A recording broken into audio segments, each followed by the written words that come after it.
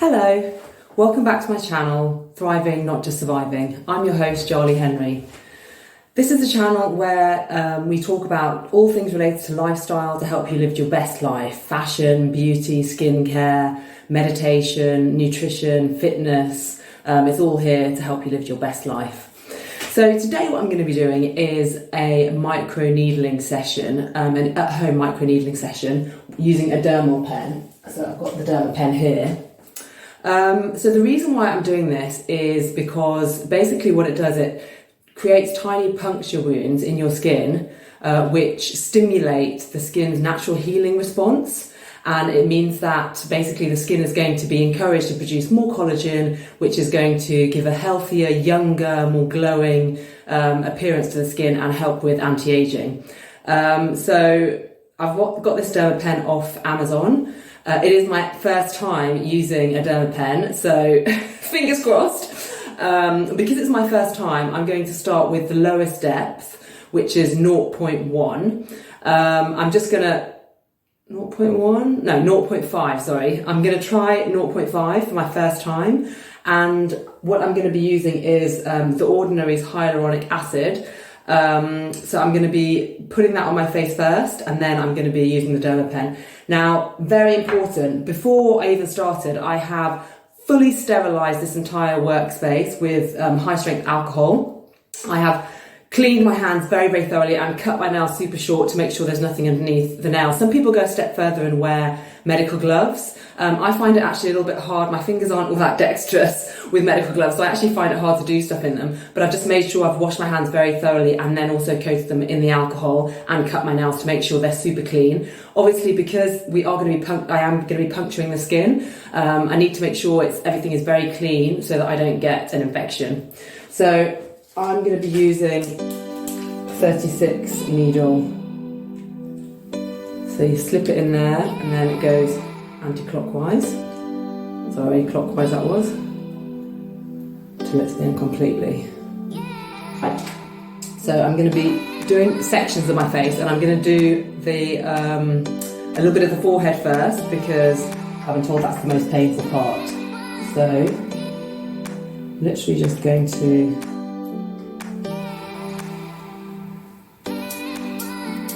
apply some of that on my forehead. And then try on the lower speed.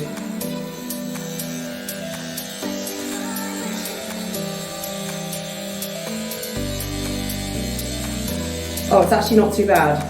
It feels a little bit like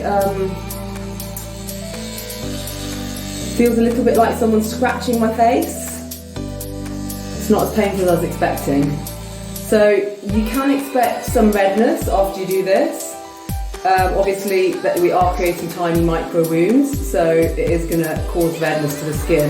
What I've been told is that you need to do it in all directions. So I'm going to be doing up and down, then I'm going to be doing side to side, then I'm going to be doing it diagonally as well, in one section before I move on to the next section.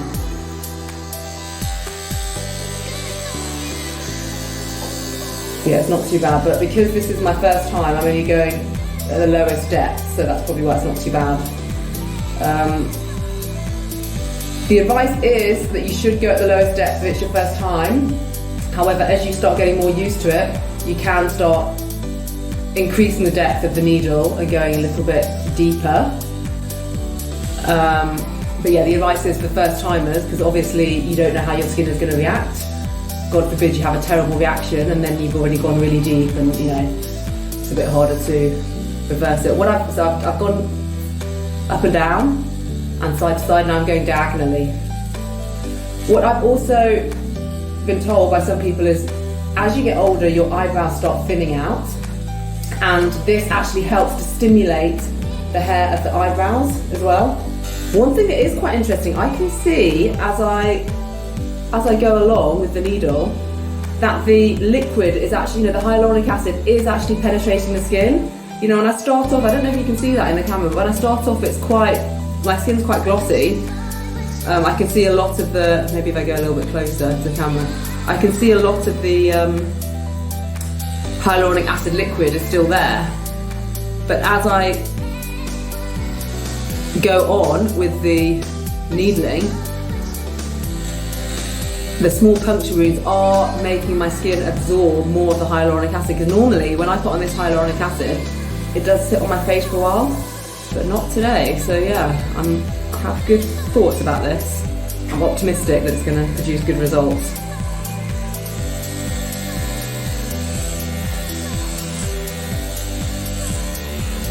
Right, I've gone up and down, now I'm going to go diagonally. Did I mention at the beginning of this video that I'd already cleansed my face? So the step is you cleanse first, then use your toner. So I cleansed using the CeraVe hydrating cleanser, which is what I always use. Then I used the ordinary glycolic acid as a toner. Then I waited for that to dry first before turn that off. Before starting this.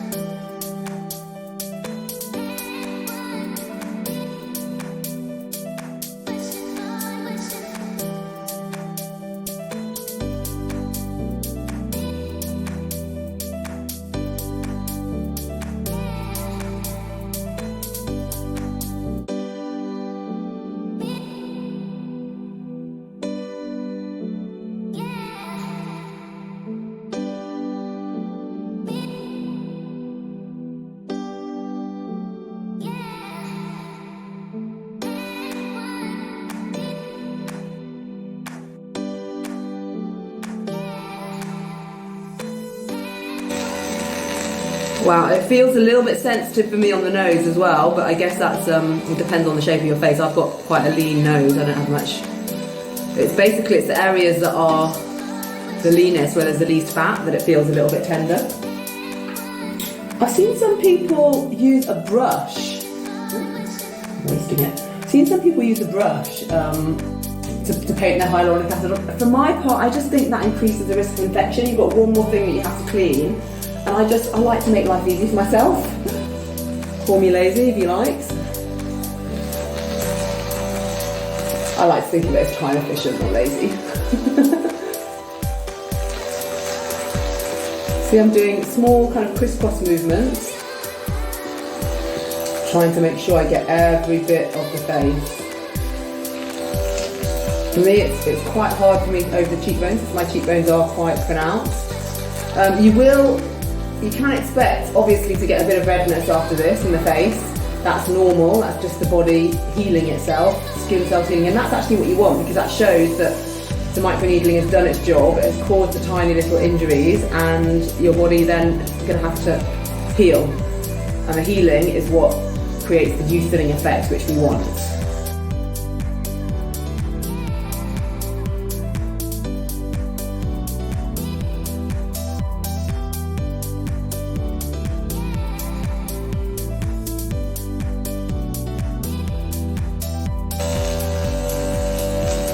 Definitely want to get between that eyebrow area and on the eyebrows themselves. I'm going to get there, so don't forget them.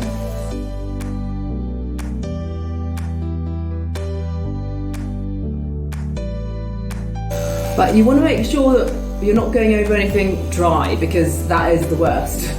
So make sure you've got lots of hyaluronic acid. And with the eyes, you need to just be don't go too far into the socket, because obviously the skin is very sensitive there. But we do want to get the eyes, because that's where a lot of the worst aging takes place. So, and especially underneath the eye. What I'm doing is just pulling it down, and then to make sure, because where there's slight wrinkles and creases, it's going to get caught. I don't want it to get caught there. And make sure you get the crow's feet area at the side as well. And the inner eye, don't forget about that. So I would say with the eye area, you don't need to go over as many times as you do on the rest of your face. You can kind of work a little bit intuitively as well, I mean.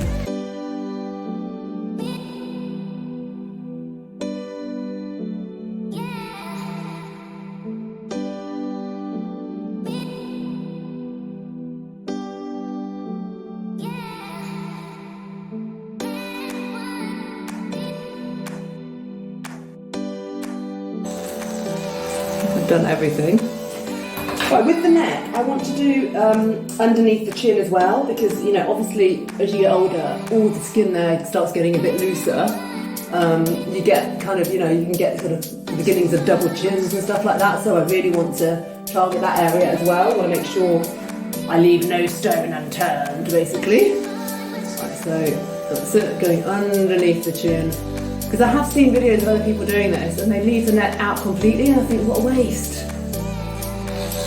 You know, I think a lot of people forget that the skin on your face does actually kind of join into the skin on your neck as well. It's the same skin.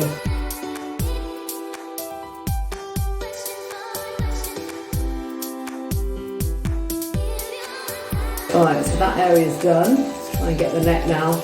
I'm kind of doing the neck in sections because, you know, you've got the cording around your neck, which gets worse as you get older. So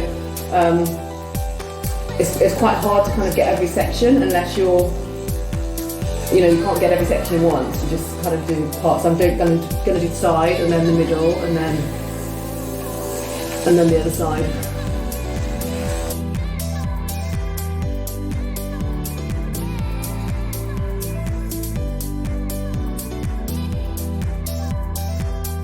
So the plan is with these to do them once every 2 months. That's what people advise. You know, kind of that's enough to just stimulate the collagen, but also give your skin a chance to heal.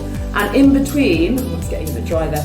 In between this, I am doing fruit peels. You know, so you just can't overload your face with too much stuff. You know, if I'm doing a